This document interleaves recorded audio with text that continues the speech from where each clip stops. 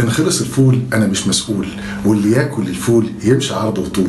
عبارات بنسمعها يوميا وارتبطت في ذاكرتنا ببائع الفول اللي بيتجول بشكل يومي في شوارع مصرنا الحبيبة أمام منازلنا في المناطق الشعبية، وخاصة في فترة شهر رمضان الكريم، عشان يبيع لنا الفول ونتناوله في وجبات السحور.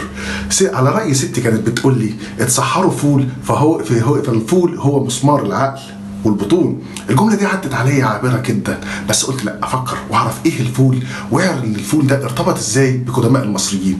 لقيت ان المصريين القدماء حبوا الفول جدا، وكان هو وجبتهم الرئيسيه، لدرجه ان هو الفول ده كانوا بيحطوه في المقابر عشان يتدفن مع المتوفين، عشان يتناولوه في الحياه الاخرى. وده ظهر عندي في مقابر الاسره ال 13 في قم او شيم في الفيوم، وظهر عندي كمان في طيبه.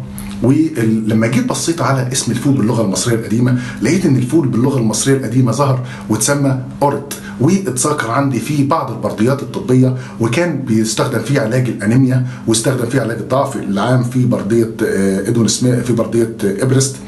وجينا لقينا من اهم المناظر اللي موجوده اللي بتوضح شكل الفول وطريقه تخزينه وطريقه حصاده، لقيناها موجوده في مقبره رخم رع اللي هو وزير الملك تحتمس في الاسره 18. ولما لقينا كمان ان الاسم الفول بيتكون من الثلاث مخصصات، والمخصصات دي بتدل على الحيوان وعلى الطيور وعلى فم الانسان، وبعد كده بيجي تعداد شكل الفول بالنهايه للمخصص بتاعه. ذكر اسم الفول وتسمى باللغه المصريه اورت، وبعد كده تم تحوير يعني، وذكر ايضا عندي باسم فور.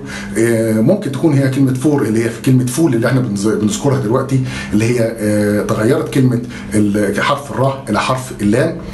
نيجي بعد كده ان الفول المدمس ده اللي هو ارتبط باللغه المصريه القديمه، وهو يعني الفول المدفون او الفول المكمور، اللي احنا طبعا عارفين طريقه صناعه الفول، اللي هو الفول المدمس بيروح على المستودعات والمستوقدات وبيتم دفنه بالرماد عشان يتم تدميسه. وكلمه مدمس دي بتعني ان هي مش كلمه عربيه عشان حضرتك تكونوا عارفين، هي بالنسبه لنا هي كلمه دمس التي تعني باللغه القبطيه تمس او ثمث او تمس، وديت وفقا للهجه الصعيديه واللهجه البحريه واللكنه الفيوميه.